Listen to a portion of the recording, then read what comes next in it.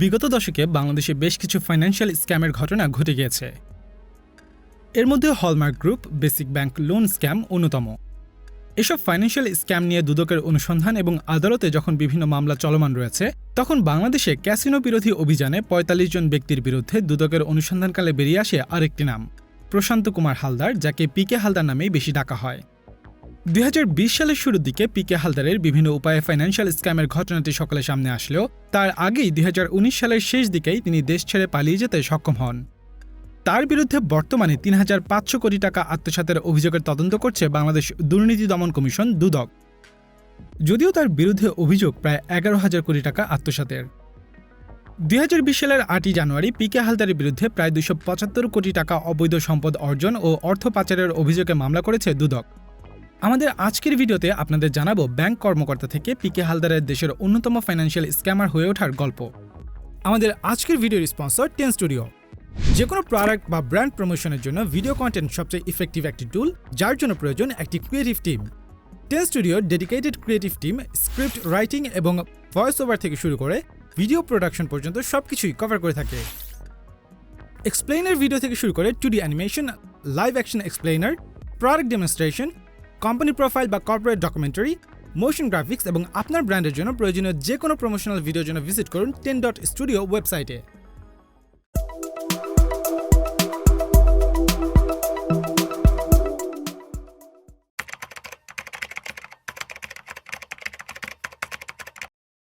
পিকে হালদারের জন্ম বাংলাদেশের পিরোজপুর জেলার নাজিরপুর উপজেলার দিঘিজান গ্রামে। তার বাবা প্রয়াত প্রণয়নেন্দু হালদার এবং মা অবসরপ্রাপ্ত সরকারি প্রাথমিক বিদ্যালয়ের শিক্ষিকা লীলাবতী হালদার। পিকে হালদার এবং তার ভাই প্রীতিশ কুমার হালদার দুজনই বুয়েট থেকে গ্র্যাজুয়েশন শেষে ঢাকা বিশ্ববিদ্যালয়ের IBA থেকে MBA সম্পন্ন করেন। এর পাশাপাশি পিকে হালদার চার্টার্ড ফিনান্সিয়াল অ্যানালিস্ট বা CFAও সম্পন্ন করেন। শিক্ষাজীবন শেষে পিকে হালদার একটি ফিনান্সিয়াল ইনস্টিটিউট IIDFC-তে যোগ দেন এবং ২০০৮ সাল পর্যন্ত সেখানকার উপব্যবস্থাপনা পরিচালক বা DMD পদে কর্মরত ছিলেন। ফাইন্যান্সিয়াল স্ক্যামে পিকে হালদারের হাতেখড়ি অবশ্য ২০০২ সালে গ্রামের বাড়ি দিঘিরজানের স্থানীয় স্কুলের ফান্ডের টাকা আত্মসাতের মাধ্যমে। যমুনা টিভির একটি রিপোর্টের তথ্যসূত্রে স্কুলের ম্যানেজিং কমিটির সভাপতি থাকাকালে স্কুল ফান্ডের টাকা আত্মসাতের অভিযোগে সে সময় তাকে জুতাপেটাও করা হয়। এর আগ পর্যন্ত তার মা গ্রামে থাকলেও এই ঘটনার পরই তারা এলাকা ছেড়ে দেন এবং এলাকাবাসীর দাবি এরপর আর তাকে সেখানে কখনো দেখা যায়নি। তখন আসে এই ঘটনায় ওনার সংশ্লিষ্টতা পাওয়া যায়। আচ্ছা, এরপরে সেই হিসাবে একদিন একটা বিচার সভায় ওনাকে তখনকার স্থানীয় যে সিদ্ধান্ত, সেই সিদ্ধান্ত অনুসারে তাকে জুতাপিটা করা হয়। এদিকে ২০০৯ সালে প্রায় 10 বছরের ব্যাংকিং অভিজ্ঞতা নিয়েই তিনি তৎকালীন রিলায়েন্স ফাইন্যান্সের MD পদে নিযুক্ত হন। পরবর্তীতে ২০১৫ সালের জুলাই মাসে পিকে হালদার NRB গ্লোবাল ব্যাংকের MD পদে যোগ দেন। বাংলাদেশের ফিনান্সিয়াল সেক্টরে ৩৫০০ কোটি টাকা আত্মসাৎ করার মতো স্ক্যাম পরিচালনা করার জন্য পিকে হালদার মূলত বেশ কয়েকটি NBFI এবং অসংখ্য শেল বা ডামি কর্পোরেশন ব্যবহার করেছেন। NBFI বা নন ব্যাংক ফিনান্সিয়াল ইনস্টিটিউশন মূলত ব্যাংক না হয়েও একটি দেশের ব্যাংকিং রেগুলেশনের অধীনে বেশ কিছু ব্যাংকিং কার্যক্রম পরিচালনা করতে পারে। একটি NBFI কোনো প্রকার ডিপোজিট গ্রহণ করতে না পারলেও কাস্টমারদের লোন প্রদান, retirement planning, education funding, stock ও শেয়ার আন্ডাররাইটিং এবং ওয়েলথ ম্যানেজমেন্টের মতো ফিনান্সিয়াল অ্যাক্টিভিটি কন্ডাক্ট করে থাকে। একটি NBFI যখন কোনো ব্যক্তি বা প্রতিষ্ঠানের নামে লোন ডিসবার্স করে, তখন সেই লোনের টাকা আদতে NBFI না, বরং তার সাথে এগ্রিমেন্টে থাকা কোনো একটি ব্যাংক তার হয়ে সেই লোনের টাকা প্রদান করে। উদাহরণস্বরূপ, এ নামধারী একটি NBFI-এর সাথে এক্স নামের একটি ব্যাংকের এগ্রিমেন্ট রয়েছে। এখন কোনো ব্যক্তি বা প্রতিষ্ঠান যদি এর কাছে কোনো লোনের জন্য আবেদন করে, তাহলে NBFI-টি সেই আবেদনের সকল তথ্য উপাত্ত বিশ্লেষণ করে আবেদনকারী যদি লোন পাওয়ার যোগ্য হন, তবে তার নামে নির্দিষ্ট অর্থের লোন ইস্যু করে, আর সেই ইস্যুকৃত লোনের টাকা NBFI-টি নয়, বরং এক্ষেত্রে এক্স ব্যাংক থেকে ডিসবার্স করা হয়। অতএব লেনদেন সম্পূর্ণ এ এবং আবেদনকারীর মধ্যে হলেও আদতে সেই টাকা দিয়েছে এক্স নামের ব্যাংকটি। মূলত এই বিষয়টিকে কাজে লাগিয়ে হাজার হাজার কোটি টাকা আত্মসাতের পরিকল্পনা করে প্রশান্ত কুমার হালদার বা পিকে হালদার। একজন CFS সার্টিফিকেট হোল্ডার হওয়ার পাশাপাশি পিকে হালদারের NBFI এবং ব্যাংক দুই ধরনের প্রতিষ্ঠানেই সরাসরি উচ্চপদস্থ কর্মকর্তা হিসেবে কাজের অভিজ্ঞতা রয়েছে, সেহেতু তিনি জানতেন কিভাবে একাধিক শেল কোম্পানির প্রতিষ্ঠা করে NBFI-গুলোর মাধ্যমে লোনের আবেদন করে ব্যাংক থেকে টাকা বের করে আনা যায়। যার প্রেক্ষিতে সুযোগ পাওয়া মাত্রই বিভিন্ন কৌশলে তিনি দেশের 4টি NBFI-এর শেয়ার মালিকানা কিনে নিয়ে সেগুলোর নিয়ন্ত্রণ নিজের হাতে নিয়ে নেন। তবে নিয়ন্ত্রণ নেওয়া 4 প্রতিষ্ঠানের কোনোটিতেই পিকে হালদারের নিজের নামে কোনো শেয়ার পাওয়া যায়নি। এর পাশাপাশি তিনি প্রতিষ্ঠা করেছেন একের পর এক শেল ও ডামি কর্পোরেশন। প্রথম আলোর অনুসন্ধানে উঠে আসে প্রতিষ্ঠানগুলোর শেয়ার মালিকানা অন্যদের নামে হলেও সেসব প্রতিষ্ঠানের মূল নিয়ন্ত্রণ আসলে পিকে হালদারেরই ছিল। পিকে হালদার মূলত তার ভাই, বন্ধু, কলিগ এবং আত্মীয় স্বজনদের নামে এসব প্রতিষ্ঠান তৈরি করেছিলেন। এছাড়া তার নিজের নামের সাথে মিল রেখেও একাধিক কাগজে প্রতিষ্ঠান গড়ে তুলেছিলেন, যার বেশিরভাগেরই কোনো অস্তিত্ব ছিল না। তবে এত বড় স্ক্যাম পিকে হালদার কখনোই একা কন্ডাক্ট করতে পারত না, বরং তার সাথে সহযোগিতা ছিল তার নিজের পরিবারের লোকজন, বন্ধু এবং একসময়কার সহকর্মীরা। মূলত সবাইকে নিয়েই এই সিন্ডিকেট পরিচালনা করতেন পিকে হালদার নিজেই। রিলায়েন্স ফাইন্যান্সের এমডি থাকা অবস্থায় 2014 সালের দিকে উচ্চপদস্থ ব্যাংক কর্মকর্তাদের সহায়তায় তিনি 4টি non bank financial institution, international leasing and financial services, people's leasing and financial services, FAS finance and investment limited ও বাংলাদেশ ইন্ডাস্ট্রিয়াল ফাইন্যান্স কোম্পানির মেজরিটি শেয়ার ক্রয়ের মাধ্যমে মালিকানা নিজের নিয়ন্ত্রণে নিয়ে নেন। প্রথম আলোর একটি প্রতিবেদন সূত্রে এই 4টি প্রতিষ্ঠানের মধ্যে বিএফআইসি এবং পিপলস লিজিং নিয়ন্ত্রণে নেওয়ার সময়ে বাংলাদেশ ব্যাংকের নীতি নির্ধারণী পর্যায়ের একাধিক কর্মকর্তার সহায়তা ছিল বলে ধারণা করা হয়। পিকে হালদারের পূর্বে এই দুই প্রতিষ্ঠানের পরিচালনা পর্ষদের একাধিক সদস্য আইন ভঙ্গ করে নামে বেনামে বেশ কিছু ঋণ নেওয়ায় বাংলাদেশ ব্যাংক তাদের বিরুদ্ধে আইনি ব্যবস্থা নেয়। মূলত এই সুযোগটিকে কাজে লাগিয়েই এই দুটি কোম্পানির শেয়ার কিনে নিয়ে পিকে হালদার প্রতিষ্ঠান দুটিকে নিজের নিয়ন্ত্রণে নেন। প্রতিষ্ঠান দুটির মধ্যে বিএফআইসির নিয়ন্ত্রণ নিতে 2015 সালের ডিসেম্বর মাসে সুকুচা ভেঞ্চার এবং কাঞ্চি ভেঞ্চার নামে দুটি প্রতিষ্ঠান নিবন্ধন করা হয়। এদের মধ্যে সুকুচা ভেঞ্চারের নিয়ন্ত্রণ রয়েছে সুখাদা লিমিটেড এবং সুকুমার মৃধার মেয়ে অনিন্দিতা মৃধার হাতে, যেখানে অনিন্দিতা মৃধার শেয়ারের পরিমাণ 90%। অপরদিকে সুখাদা লিমিটেডের পরিচালক ব্যাংক এশিয়ার সাবেক এমডি ইরফানুদ্দিন আহমেদ, যিনি কিনা কিছুদিন বিআইএফসির চেয়ারম্যান ছিলেন। এছাড়া কাঞ্চি ভেঞ্চারের 95% শেয়ার হাল ইন্টারন্যাশনালের অধীনে, যার প্রতিনিধিও ইরফানুদ্দিন আহমেদ। অন্যদিকে পিপলস লিজিংয়ের নিয়ন্ত্রণ নিতে সে বছরই আনন্দ কেমিক্যাল নামে পিকে হালদারের আরেকটি প্রতিষ্ঠান FAS ক্যাপিটাল ম্যানেজমেন্ট ও রিলায়েন্স ব্রোকারেজের মাধ্যমে প্রতিষ্ঠানটি শেয়ার কিনে নেয়। আনন্দ কেমিক্যালের 94% শেয়ার মালিকানা প্রীতিশ কুমার হালদারের ও 5% শেয়ার মালিকানা রয়েছে তার খালাতো ভাই অভিজিৎ অধিকারীর অধীনে।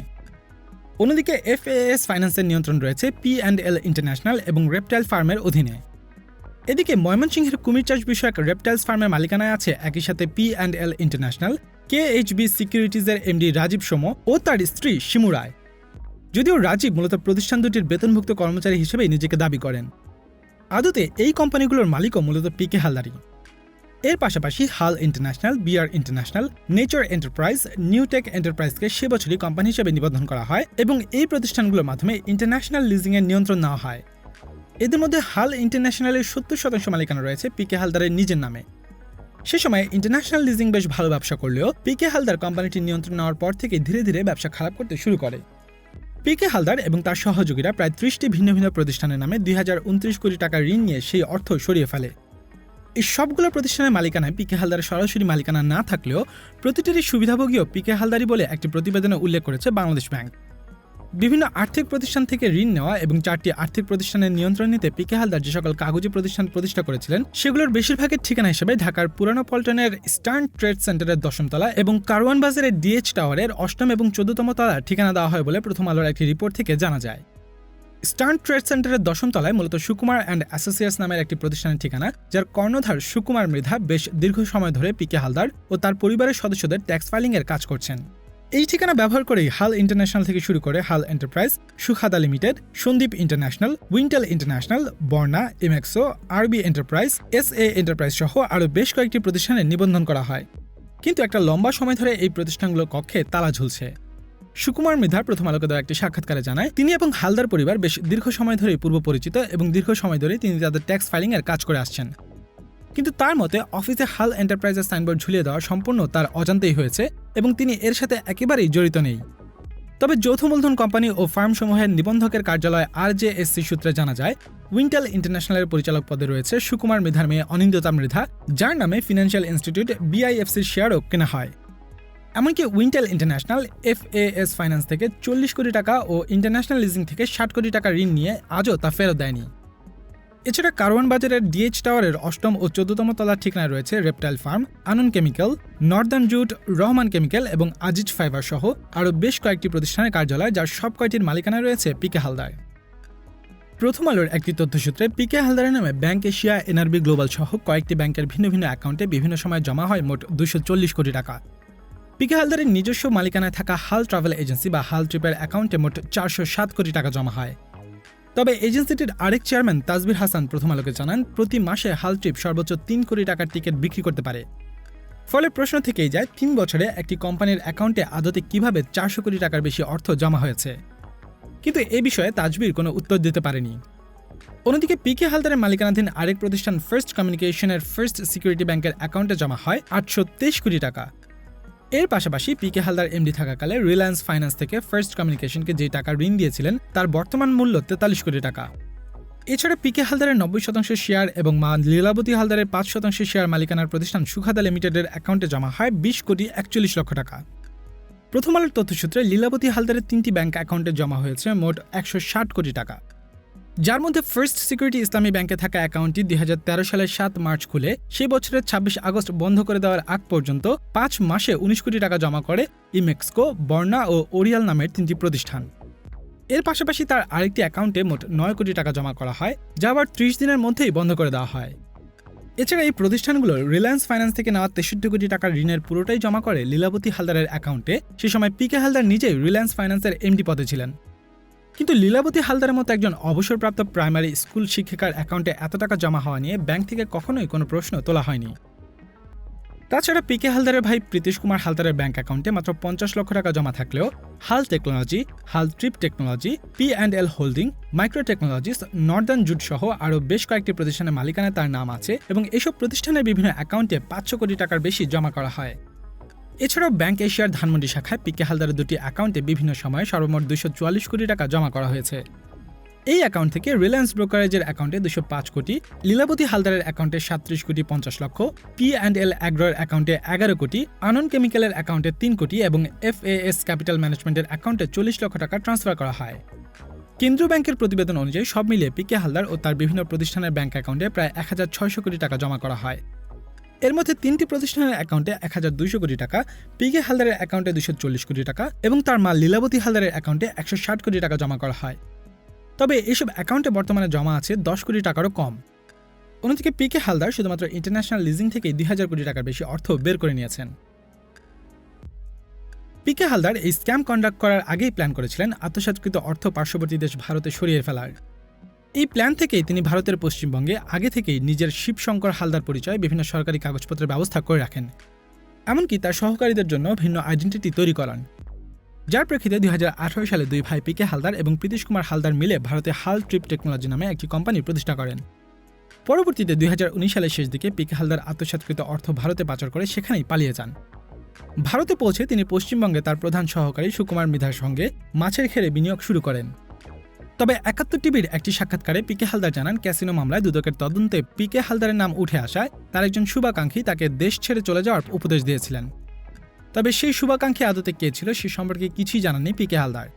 তাদের কাছ থেকে আমার একজন শুভাকাঙ্ক্ষী বলেছে যে আপনি এই মোমেন্টে যদি দেশে থাকেন আপনার জন্য এটা নিরাপদ না, বিকজ আপনাকে এরা যেটা হচ্ছে এখান থেকে আপনি প্রবলেম ফেস করবেন। দেশ ছেড়ে পালানোর পর প্রথমে ভারত ও পরবর্তীতে সিঙ্গাপুর ও কানাডায় চলে যান বলে বিভিন্ন গণমাধ্যম থেকে জানা যায়। এর আগে 2019 সালের 22 অক্টোবর বিদেশের যাত্রায় নিষেধাজ্ঞার সিদ্ধান্তে পরদিন 23 অক্টোবর সকাল 10:30 বাংলাদেশের ইমিগ্রেশন অথরিটিকে চিঠি পাঠানো হয়। এছাড়া দুপুর 2:43 আবারও হোয়াটসঅ্যাপে চিঠি বার্তা পাঠানো হয়। কিন্তু ইমিগ্রেশন পুলিশ জানায় তারা আনুষ্ঠানিকভাবে নোটিশ পাওয়ার 2 ঘন্টা আগেই বেনাপোল সীমান্তপথে ভারত পাড়ি দেন পিকে হালদার।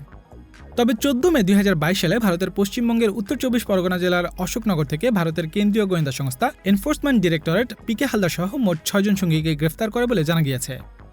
গ্রেফতারের পর পিকে হালদার সহ তার 4 সহযোগীকে রিমান্ডে নেয় ভারতের কেন্দ্রীয় গোয়েন্দা সংস্থা এনফোর্সমেন্ট ডিরেক্টরেট এবং তার 5ম সহকারী একজন নারীকে বর্তমানে ইডির হেফাজতেই রাখা হয়েছে বলে জানা গিয়েছে। মূলত আর্থিক কেলেঙ্কারি, বেআইনিভাবে ভারতে অর্থ পাঠানো, বিদেশে অর্থ পাচার ও আইন বহির্ভূত সম্পত্তির বিষয়ে তদন্ত চালিয়ে যাচ্ছে ইডি। 2022 সালের 7 জুন প্রকাশিত প্রথম আলোর একটি তথ্যসূত্রে ভারতের পশ্চিমবঙ্গ সহ দেশটির বিভিন্ন এলাকায় পিকে হালদার সহ তার সহযোগীদের 88টি ব্যাংক অ্যাকাউন্টে মোট 300 কোটি টাকার সম্পদের সন্ধান পাওয়ার কথা জানায় দেশটির কেন্দ্রীয় গোয়েন্দা সংস্থা। এর মধ্যে পিকে হালদারের 44টি ব্যাংক অ্যাকাউন্টে বর্তমানে নগদ প্রায় 60 কোটি টাকা রয়েছে। 14 দিন কারাগারে ইডির জেরায় ভারতের বিভিন্ন এলাকায় পিকে হালদার ও তার সহযোগীদের মোট 44টি স্থাবর ও অস্থাবর সম্পত্তির কথা স্বীকার করেছে, যার হদিস নিশ্চিত করেছে ইডি। ইডি আরও জানায় শিবশঙ্কর হালদার পরিচয় দিয়ে ভারতের একাধিক সরকারি পরিচয়পত্র যেমন পশ্চিমবঙ্গ সরকারের রেশন কার্ড, ভোটার পরিচয়পত্র, আয়কর দপ্তরের পরিচয়পত্র PAN বা প্যান, নাগরিকত্বের পরিচয়পত্র এবং আধার কার্ড জোগাড় করেছিলেন পিকে হালদার ও তার সহযোগীরা। এছাড়াও মালয়েশিয়াতে 7টি ফ্ল্যাট সহ প্রায় 40টি সম্পত্তির হদিস মিলেছে ইডির তদন্তে। পিকে হালদারকে বাংলাদেশে ফিরিয়ে আনার জন্য ইতিমধ্যেই ভারতের কাছে আবেদন জানানো হয়েছে। তবে যেহেতু পিকে হালদার বাংলাদেশের পাশাপাশি ভারতেরও বেশ কিছু আইন ও নীতিমালা ভঙ্গ করেছে, তাই সেখানকার আদালতে সে বিষয়ে বিচারের পর তাকে বাংলাদেশের কাছে হস্তান্তর করা হবে বলে জানানো হয়েছে। বর্তমানে পিকে হালদার সহ 83 জনকে আসামি করে মোট 36টি মামলা দায়ের করেছে দুদক। এদের মধ্যে এখন পর্যন্ত 13 জনকে গ্রেফতার করা হয়েছে এবং 11 জন আদালতে স্বীকারোক্তিমূলক জবানবন্দিও দিয়েছে। এই 36টি মামলার একটিতে আদালতে অভিযোগপত্র জমা দিয়েছে দুদক। সম্প্রতি তার 2 নারী সহকারীকেও গ্রেফতার করেছে র্যাব। এদিকে দুদকের সূত্রে পিকে হালদারের বিরুদ্ধে সর্বমোট 11,000 কোটি টাকা আত্মসাতের অভিযোগ রয়েছে। এর মধ্যে international leasing and finance limited থেকে প্রায় 3,500 কোটি টাকা, FAS ফাইন্যান্স থেকে 2200 কোটি টাকা, রিলায়েন্স ফাইন্যান্স থেকে 2500 কোটি টাকা এবং পিপলস লিজিং থেকে 3,000 কোটি টাকা আত্মসাৎ করেছে বলে ধারণা করছেন দুদক।